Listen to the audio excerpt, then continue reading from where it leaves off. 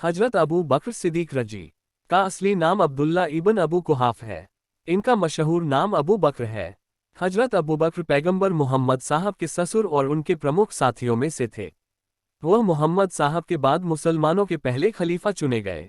सुन्नी मुसलमान इनको 4 प्रमुख पवित्र खलीफाओं में अग्रणी मानते हैं। ये पैगंबर मोहम्मद के प्रारंभिक अनुयायियों में से थे और इनकी पुत्री आयशा रजी पैगंबर मोहम्मद साहब की चहेती पत्नी थी। हजरत अबू बकर सिद्दीक रजी उस्मान अबू कहाफा के पुत्र थे। इनके उपनाम सिद्दीक और आतीक भी थे।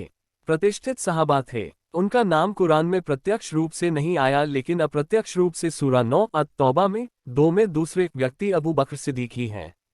आजीवन पैगंबर की संगत में रहे।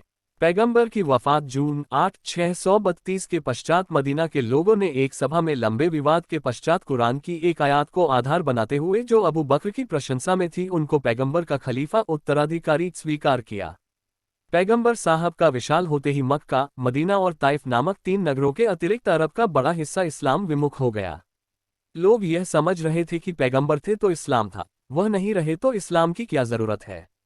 पैगंबर मोहम्मद साहब द्वारा लगाए गए करों गए और नियुक्त किए गए कर्मचारियों का लोगों ने बहिष्कार कर दिया। 3 अप्रामाणिक पुरुष पैगंबर तथा 1 अप्रामाणिक स्त्री पैगंबर अपना पृथक प्रचार करने लगे। अपने घनिष्ठतम मित्रों के परामर्श के विरुद्ध अबू बकर ने विद्रोही आदिवासियों से समझौता नहीं किया। 11 सैनिक दस्तों की सहायता से उन्होंने समस्त अरब प्रदेश को 1 वर्ष में नियंत्रित किया।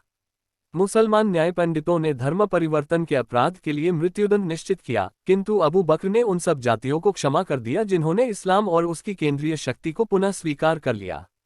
पदारोहण के 1 वर्ष के भीतर ही हजरत अबू बकर सिद्दीक रजी ने खालिद पुत्र वलीद को आज्ञा दी कि वह मुसन्ना नामक सेनापति के साथ 18,000 सैनिक लेकर इराक पर चढ़ाई करे।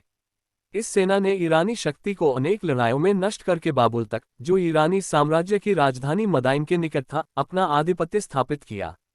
इसके बाद खालिद ने अबू बकर के आज्ञानुसार इराक से सीरिया की ओर कूच किया और वहां मरुस्थल को पार करके वह 30,000 अरब सैनिकों से जा मिला और 1 लाख बिजंतीनी सेना को फिलिस्तीन के अजन दयीन नामक स्थान पर परास्त किया।